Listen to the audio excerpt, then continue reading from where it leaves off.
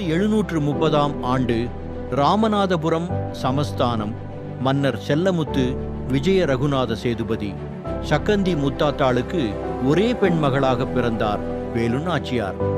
ஆண் வாரிசு போல வளர்க்கப்பட்டார் ராணி வேலு நாச்சியார்.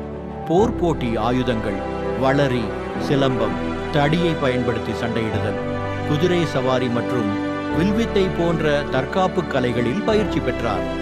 அவர் பல மொழிகளில் புலமை பெற்றவர் மற்றும் அவர் பிரெஞ்சு, ஆங்கிலம் மற்றும் உருது போன்ற மொழிகளில் புலமை பெற்றிருந்தார். 1746 சிவகங்கை சீமை மன்னர் முத்துவடுகநாத தேவருக்கு மனைவியானார். முத்துவடுகர் சிவகங்கை ராஜாவாக இருந்தார்.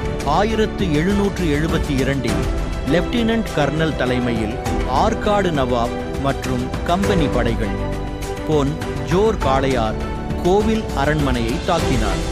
தொடர்ந்து நடந்த போரில் முத்துவடுகர் கொல்லப்பட்டார்.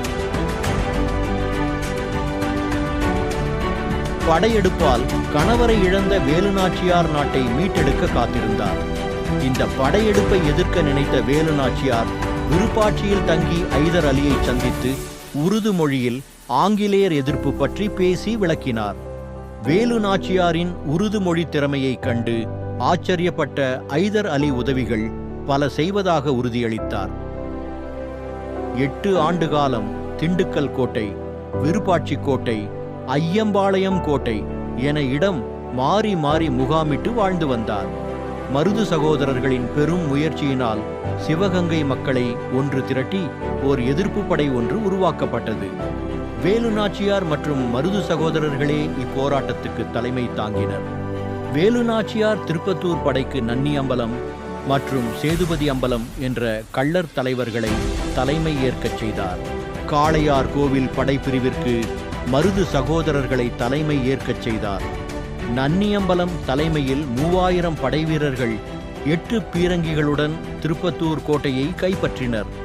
வேலு நாச்சியாரை மீண்டும் ஆட்சியில் அமர இவர்கள் முக்கிய பங்காற்றினார்.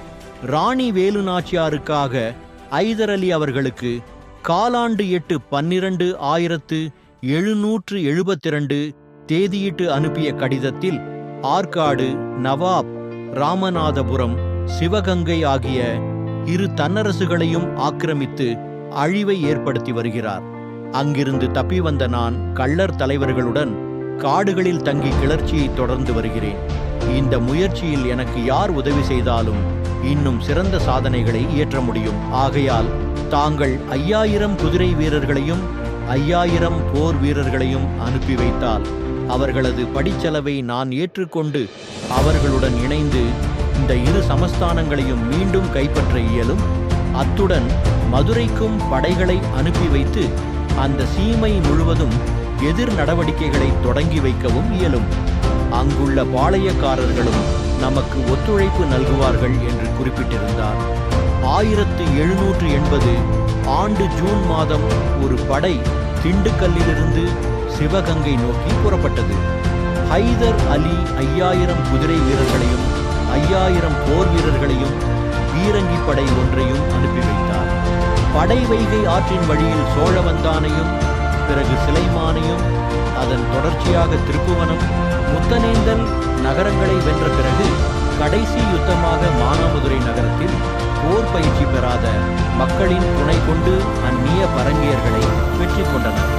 அதன் பிறகு ராணி வேலு நாச்சியார் படை வீரர்கள் புடைசூழ விழாக்கோலம் கொண்ட வேலு நாச்சியார் அதன் பிறகு சிவகங்கை சீமையின் முதல் ராணியாக முடிசூட்டப்பட்டார். 1793 வேலு நாச்சியாரின் பேத்தியின் மரணத்தால் நாச்சியாருக்கு துயரம் அதிகமானது. அதனால் விருப்பாட்சி அரண்மனையில் தங்கினார். பெரும் போராட்டங்களை நடத்தி நாட்டை மீட்ட வேலு நாச்சியார் டிசம்பர் 25, 1796 வீர மரணம் அடைந்தார்.